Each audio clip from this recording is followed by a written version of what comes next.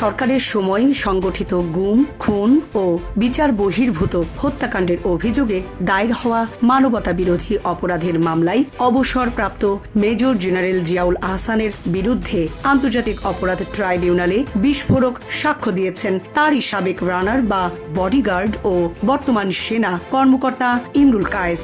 দীর্ঘ জবানবন্দিতে তিনি দাবি করেন, র্যাবে কর্মরত অবস্থায় জিয়াউল আহসানের নেতৃত্বে অসংখ্য মানুষকে হত্যা, গুম এবং নির্যাতনের ঘটনা তিনি নিজ চোখে দেখেছেন। তার ভাষ্য অনুযায়ী বিভিন্ন সময়ে ১৫০ থেকে ২০০ জন মানুষকে হত্যা করা হয়েছে এবং এসব ঘটনার অনেকগুলোর প্রত্যক্ষ সাক্ষী তিনি নিজেই। আন্তর্জাতিক অপরাধ ট্রাইব্যুনাল ১ এ বিচারপতি মোহাম্মদ শফিউল আলম মাহমুদের নেতৃত্বাধীন ২ সদস্যের বিচারিক প্যানেলে তার জবানবন্দি রেকর্ড করা হয়।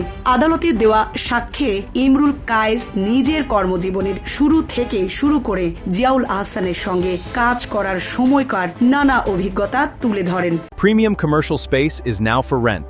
Featuring ample parking and excellent accessibility, this 4,200 square foot space is ready. Elevate your business and call us today. Imrul Kayes ২০০১ সালের ৫ এপ্রিল বাংলাদেশ সেনাবাহিনীতে সৈনিক হিসাবে যোগ দেন। তিনি পরে বিভিন্ন ইউনিটে দায়িত্ব পালন করেন। ২০১০ সালে র্যাবে প্রেষণে আসার পর র্যাব সদর দপ্তরে কর্মরত অবস্থায় পুরনো পরিচয়ের সূত্রে জিয়াউল আহসানের সঙ্গে আবারও দেখা হয়। এর আগে ২০০৪ সালে কমান্ডো প্রশিক্ষণ এবং পরে এক প্যারা কমান্ডো ব্যাটালিয়নে জিয়াউল আহসানের অধীনেও কাজ করেছিলেন তিনি।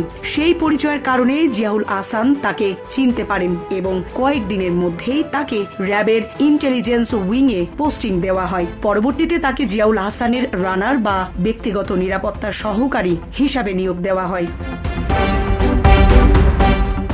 ইমরুল জানান, রানার হিসেবে তার দায়িত্ব ছিল সব সময় জিয়াউল আহসানের সঙ্গে থাকা। তিনি কোথায় যাচ্ছেন, কার সঙ্গে দেখা করছেন, কি ধরনের অপারেশনে অংশ নিচ্ছেন, সব ক্ষেত্রেই তাকে সঙ্গে রাখা হতো। এই সময় তিনি বিভিন্ন সামরিক ও গোয়েন্দা প্রতিষ্ঠানে যাতায়াত করেন। একই সঙ্গে তৎকালীন প্রধানমন্ত্রীর নিরাপত্তা উপদেষ্টা অবসরপ্রাপ্ত মেজর জেনারেল তারিক আহমেদ সিদ্দিকী এবং ক্ষমতাসীন আওয়ামী লীগের কয়েকজন প্রভাবশালী নেতার সঙ্গে জিয়াউল আহসানের ঘনিষ্ঠ যোগাযোগও দেখেছেন বলে দাবি করেন। সাক্ষ্যের এক পর্যায়ে তিনি এমন একটা ঘটনার বর্ণনা দেন যা তাকে মানসিকভাবে ভেঙে দিয়েছিল বলে জানান। এক রাতে তাকে র্যাব ১ এর সামনে যেতে বলা হয়। সেখানে দুটি কালো মাইক্রোবাসে করে তাকে একটি নির্জন এলাকায় নিয়ে যাওয়া হয়। জিয়াউল আহসান তাকে গাড়ির পেছনে রাখা একটি বস্তা নামাতে বলেন, কিন্তু কাছে গিয়ে তিনি দেখতে পান সেটি কোনো বস্তা নয়, বরং একটি মানুষের মৃতদেহ। তার দাবি, লাশটি রেল লাইনের পাশে নিয়ে রাখা হয় এবং পরে সেটিকে রেল লাইনের ওপরে রেখে দেওয়া হয়। কিছুক্ষণ পর একটি ট্রেন এসে লাশটির ওপর দিয়ে চলে যায়। এই ঘটনার পর কয়েকদিন তিনি স্বাভাবিকভাবে খেতে বা ঘুমাতে পারেননি বলে আদালতকে জানান। সুন্দরবনে পরিচালিত একটি জলদস্যু বিরোধী অভিযানের কথাও তুলে ধরেন তিনি। ইমরুলের ভাষ্য অনুযায়ী অভিযানের সময় কিছু গুলির শব্দ শোনা গেলেও পরে ঘটনাস্থলে গিয়ে তার কাছে পুরো বিষয়টি পূর্ব পরিকল্পিত বলে মনে হয়েছিল। সেখানে আগে থেকেই গুলিবিদ্ধ লাশ পড়েছিল।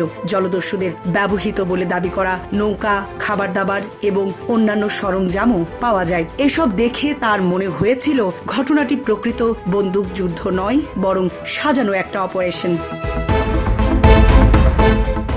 বিডিআর বিদ্রোহের পর পরিচালিত অপারেশন রেবেল হান্ট এর প্রসঙ্গ টেনে ইমরুল কায়েস দাবি করেন, ওই সময় পলাতক বিডিআর সদস্যদের ধরে এনে হত্যা করা হতো। কাউকে কাউকে ইনজেকশন দিয়ে মারা হতো, আবার কাউকে নদীর মাঝখানে নিয়ে মাথায় গুলি করে হত্যা করা হতো।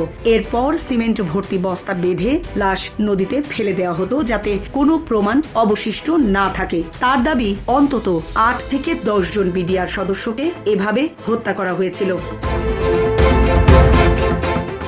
তিনি আরো বলেন, ২০০১ সালের রমজান মাসে উত্তরা এলাকায় ৪ জনকে ডাকাত পরিচয়ে ক্রস ফায়ারে নিহত দেখানো হয়েছিল। ঘটনাস্থলে গিয়ে তিনি দেখেন ৪ জন ইতোমধ্যে নিহত। তার মতে ঘটনাটি ছিল সাজানো এবং পূর্ব পরিকল্পিত। আরেকটি ঘটনায় তিনি দাবি করেন, ১১ জন বন্দীকে তিনি মাইক্রোবাসে করে একটি সেনা ক্যাম্প সংলগ্ন নদী পথে নিয়ে যাওয়া হয়। পরে তাদের নৌকায় তুলে নদীর মাঝখানে নেওয়া হয়। সেখানে একে একে সবাইকে হত্যা করে পানিতে ফেলে ফেলে দেওয়া হয়। এই অভিযানের সময় একজন বন্দী নদীতে ঝাঁপ দিয়ে পালানোর চেষ্টা করলে জিয়াউল হাসানের নির্দেশে তিনি নিজেও পানিতে ঝাঁপ দেন এবং ওই ব্যক্তিকে ধরে আনেন। পরে তাকেও হত্যা করা হয় বলে সাক্ষ্যে উল্লেখ করেন তিনি।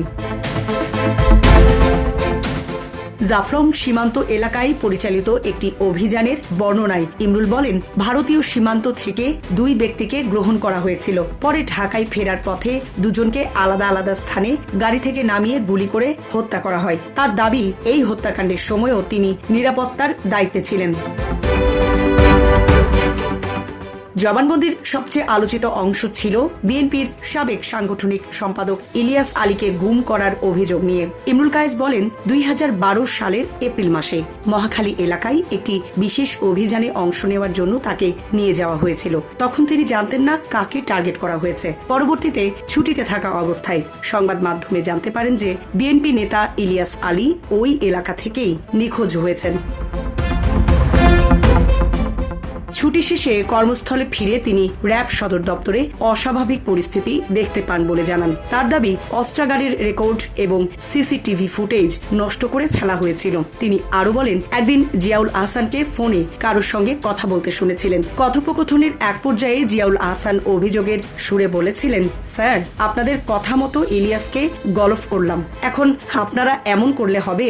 এরপর তিনি বুঝতে পারেন ফোনের অপর প্রান্তে ছিলেন তারেক আহমেদ সিদ্দিকী।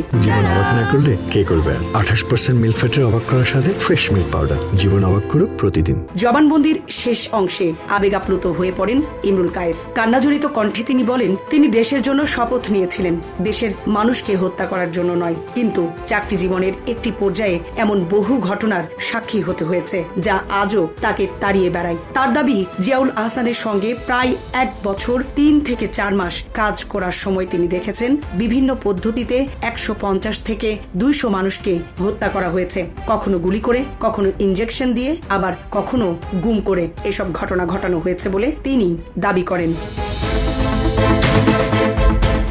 সামরিনা প্রীতি, ঢাকা এক্সপ্রেস।